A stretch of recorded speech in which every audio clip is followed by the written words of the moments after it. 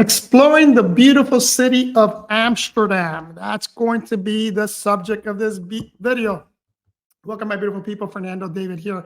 And if you have been on the fence to visit Amsterdam, then hopefully by watching this video, you'll get my intention, let me put it this way. My intention of this video is to push you off the fence so that you book and come visit this beautiful country. So without further ado, let's get right into Amsterdam, right? Amsterdam is a city where history, culture, and modern life come together in perfect harmony.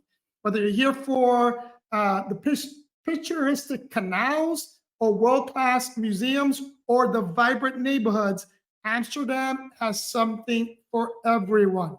So let me begin here real quick by giving you a little bit of history of Amsterdam, because this was, for me, the more eye-opening part of my visit. Now, I've been to Amsterdam before, but I never really immersed myself in the culture. Never really took the time to really learn about the rich history that Amsterdam has, right?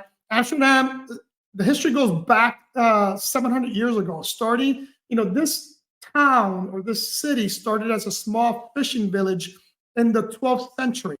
But it wasn't long before these modest settlement transferred it into a major European superpower. And this really became as a result of what's referred to the Dutch Golden Age in the 17th century. Now, during this time, there was a company called the Dutch East Indian Company, and it became a global trading superpower. And that company, that was the hub of that company, was here in Amsterdam. It attracted a lot of people to the city. It attracted things like art, engineering, and we're going to talk about that in a second.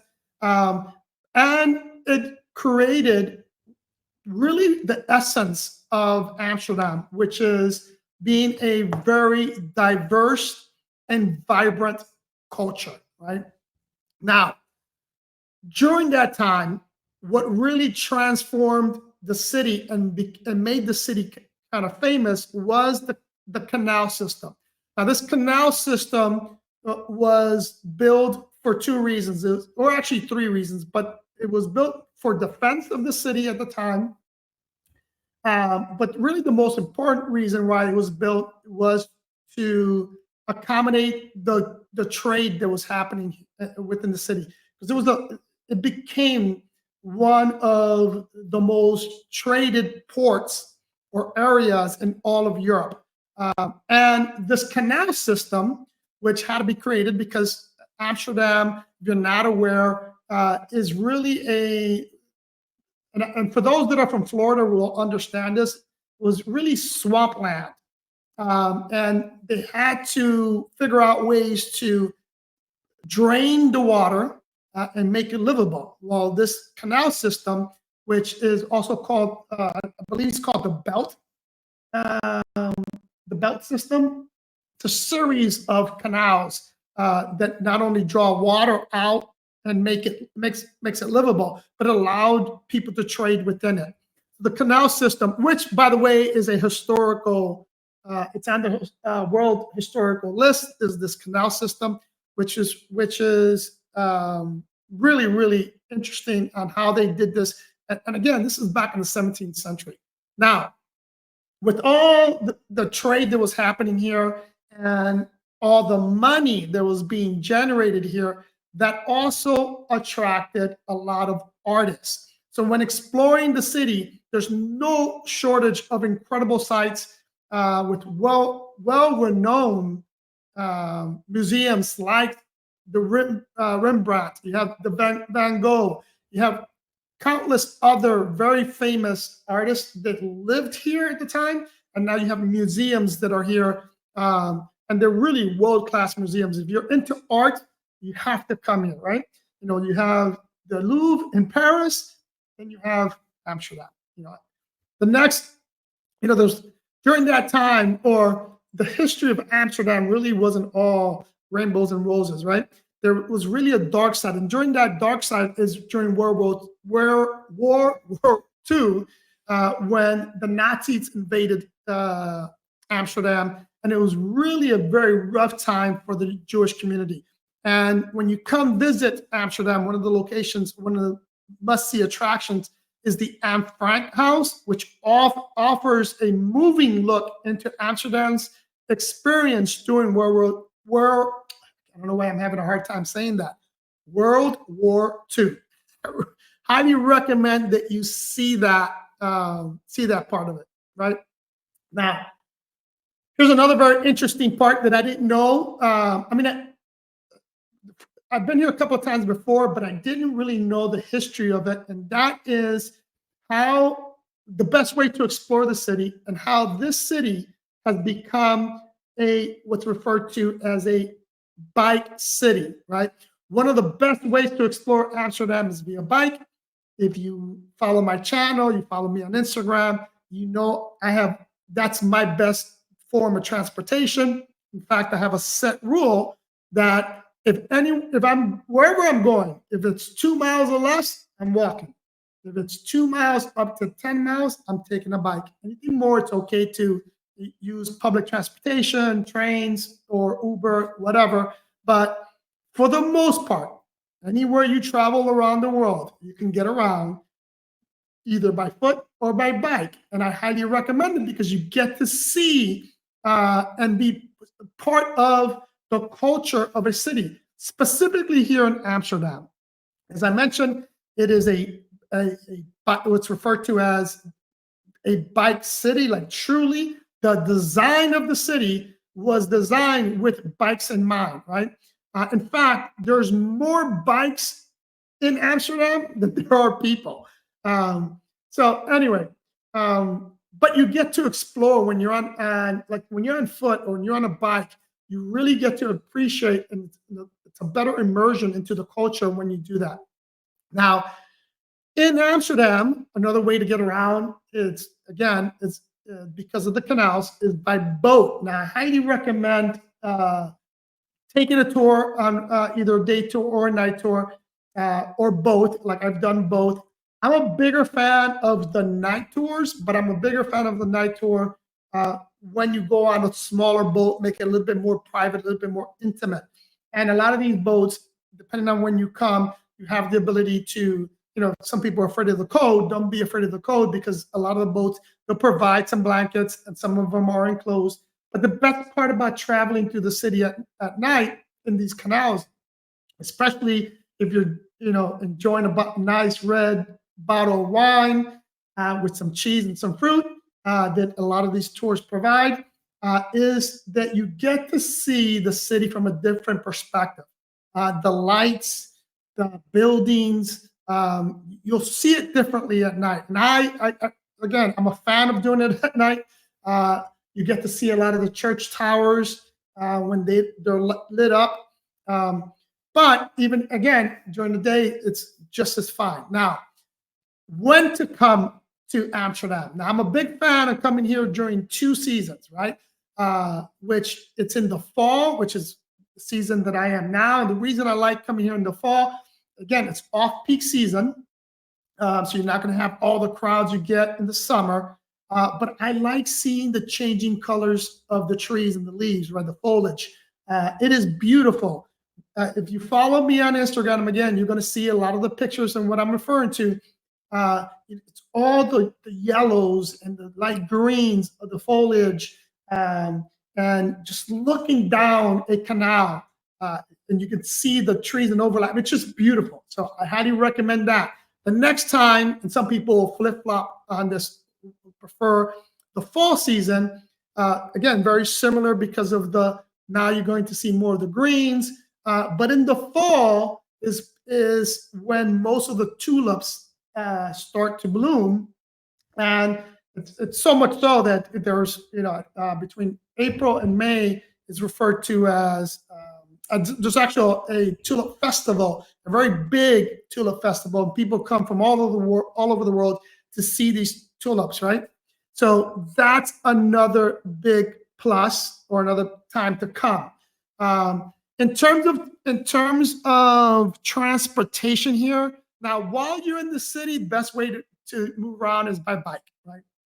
But to get to the city, if you come in the airport, I highly recommend that you just hop on the train right from when you arrived into Amsterdam. Just go down one level to the train station, hop on a train, and depending on where you're staying at, I stayed in central Amsterdam. Takes you right to the central train station, drops you off there. I believe it was 565 was the cost of the train ride, so very inexpensive. Then again, once you're here, you can either walk or get a bike. If you're staying outside the city, you could, again, either take the train to a specific area, but I highly recommend you travel by bus. That's the second best way to go, cheapest way to do it. You can also, it's really not that big, people. If you have some fitness, then you can come to Amsterdam, rent a bike, and then ride to where you're going. Now, I know some of you guys are saying, how about my luggage? Or what about my luggage? Now, I'm speaking for me. As I mentioned, I only travel with a backpack. So it's easy for me to hop on a bike. But if you have a rollaway, they do rent these bikes where you can put the luggage in the front. They understand people are going to show up in rollaways, so they have these type of bikes where you can put that on there. But again, that's for those people that are like me and have the fitness to do that. But if you're staying outside the outskirts of Amsterdam, take a bus and there's trams here versus getting a car. So point here or the main takeaway here is don't rent a car in Amsterdam. Parking is very difficult to find. You can't move around.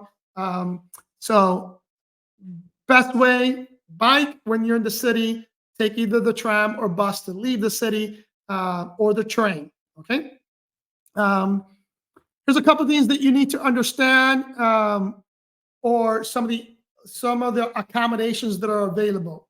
Here you have hostels, you have small boutique bed and breakfast, you have small hotels, you have major hotel chains, and then you even have luxury like the Waldorf is here in Amsterdam, the Okura, I think it's pronounced, another big 5-star hotel. But like I said, you have, and obviously you have short-term rentals. Now, being a short-term rental operator and a person that likes a little bit more space, likes to have the ability to wash clothes, because again, I'm usually traveling, especially when I come overseas, it's not a short trip. So those are pluses for me. So I will stay in a short-term rental. Now, Amsterdam has very strict short-term rental laws. So I mentioned this on another video. If you're going to book a short-term rental, make sure you read the fine print. The reason being is most short-term rentals that operate every month, or available all the time, those have to have the host living on the property. So you're going to be sharing the property with the host. They allow short-term rentals a maximum of 30 days in the 12th calendar month. So if you want the place to yourself, make sure that it's available. And then when you message the host, because this is very common here, the host will accept the reservation, but then they're going to send you an email explaining you the rules and the laws of the short-term rentals in Amsterdam, and they're going to ask you to modify the reservation and then deal with the host directly for the remainder of the days. Now, obviously, that's against the law, but we're in Amsterdam where some laws are like this, right? It's a very liberal place. I don't think there's going to be any major issues, but I'm letting you know that oftentimes when you book a place that doesn't have the host living in it, if they already exhausted their 30-day allotted booking windows or booking time frames, that they're going to ask you to book directly with them off platform. That's very common here, so don't freak out for some of you guys that don't like to do that, but use your common sense when doing that. But the point is, you're going to have a variety of places to stay. Now, Amsterdam is one of the most expensive cities in Europe.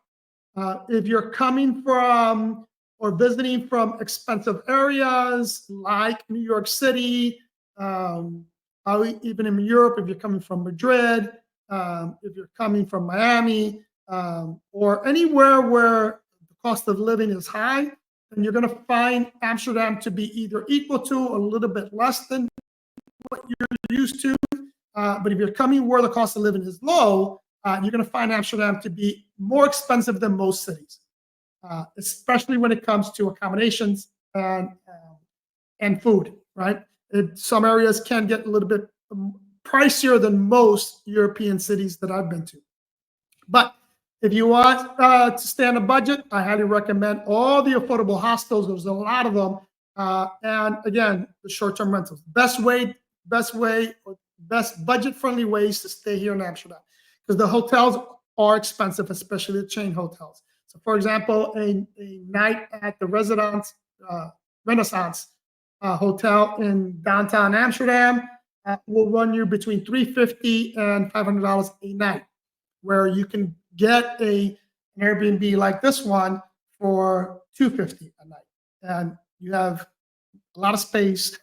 If you can't tell, I'm in a boathouse, beautiful view, and some of the amenities that I need, which is a washer and dryer and space for me to work remote.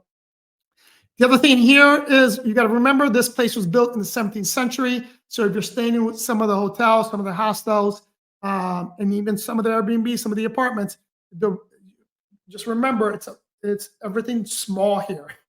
The Renaissance that I stayed at before coming to this boathouse was tiny, people. I believe, if I'm not mistaken, was 195 square feet.